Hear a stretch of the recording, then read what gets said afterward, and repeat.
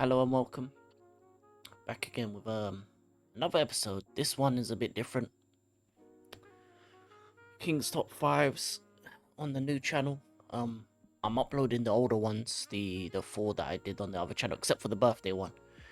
But the four previous ones will be uploaded over the next week.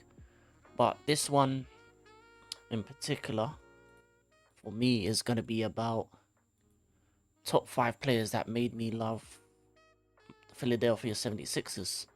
NBA has been something that's been a part of my life in two separate occasions. Initially, when I first started playing like the video games, getting into the sport around late secondary school, uni times, and then more recently as well, in terms of the trust the process era, etc., etc.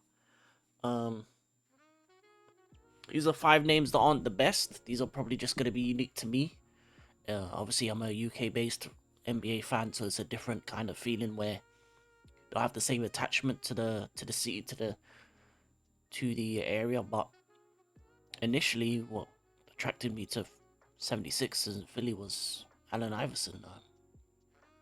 People like Jordan, people liked Kobe, but for me, what Allen Iverson did and the things that he did during that time period was the things that kind of made me feel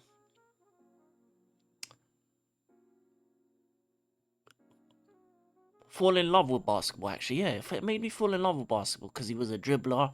He was uniquely himself. He was able to be himself on and off the court, and I think that's something that really resonated with me in terms of a person and a man to be able to be more than just the sport, more than just the fabric.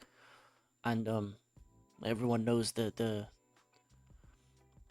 fact that his crossover was unguardable. What he did to Tyronn Lue, what he did to Michael Jordan himself, the rules changing for him both on and off the court, and we all know the crazy interview talking about practice, not the game, practice. And another man that was around that time, which is this one's a bit of a left field one, but he was a guy that I liked early on in his career. A wise man once said, if I needed a 3 point in a game-winning deciding game, you know who would I take? Andre Iguodala, and that's the guy that's the second guy that was a part of that team at the time that kind of made me enjoy basketball, just because obviously you don't really know who's good or bad. You just know what a player is capable of, and the things that he was doing on the court during that time period. Athletic build, running with AI at the time. One of the only pieces that probably was helping him kind of during that time period, and I mean he was balling out. He's balling out in the early years. Obviously, later down the line, he went to the Golden State Warriors, and you see what he did there in his later years, running with Steph and them boys. But yeah, man, it was his 76ers time that kind of got me into who Iguodala was as a player. Then further down the line, I fell out of I'm not say love, but basketball was just in my periphery. It got replaced by other things, and then I came back to it, and it's ironic as a Chelsea fan to say this in the footballing sense, but I trusted the process, the original process, and the man behind that process, the man that calls himself the process, was the man that kind of brought me back, and that was Joel Embiid, 7 foot, obviously African descent, just like myself. Very new to basketball. He didn't have the same well traveled path as many basketballers, and he came in and he dominated, and he is and still is one of the best bigs in the game. And I think when healthy, you can see that he's a difference maker.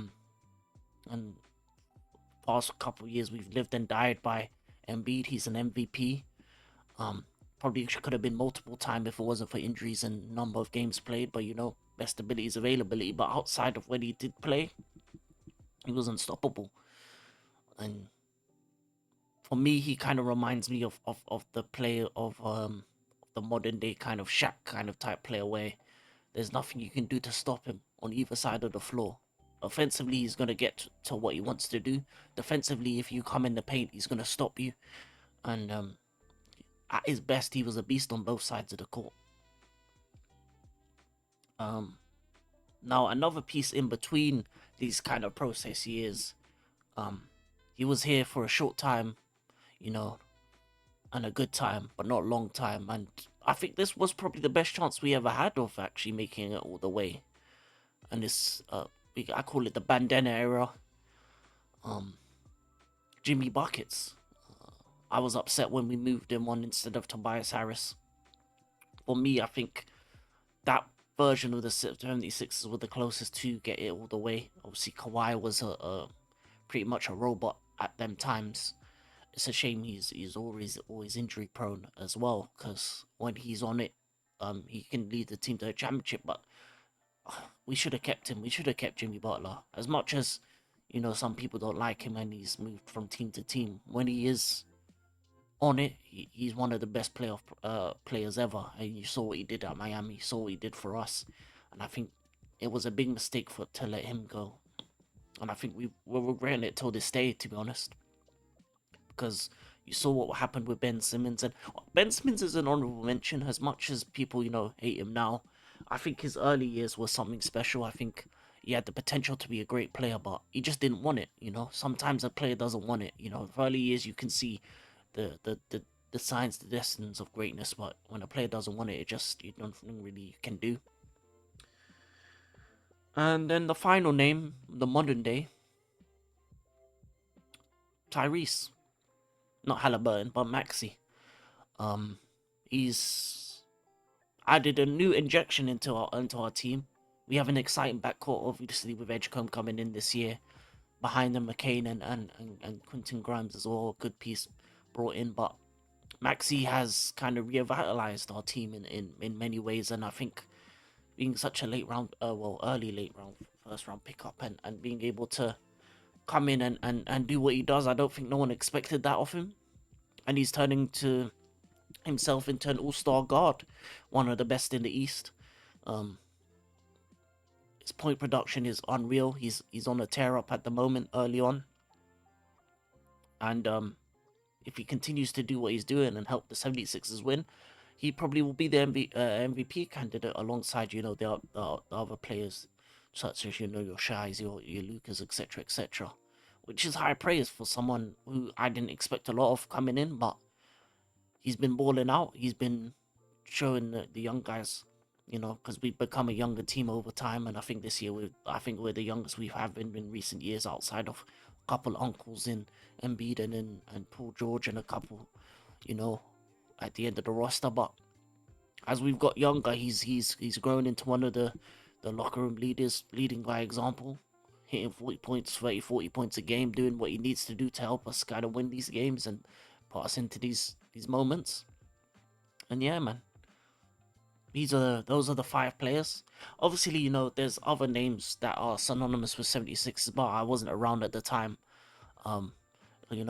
People will probably look at like a Charles Barkley, for example. Well, I only know him as the commentator that hates, women in San Antonio. So, unfortunately, I never got to see him fully at his best mode. I've seen highlights. I've kind of, checked him out, and I've no doubt that I would have loved his game when he was at his pomp.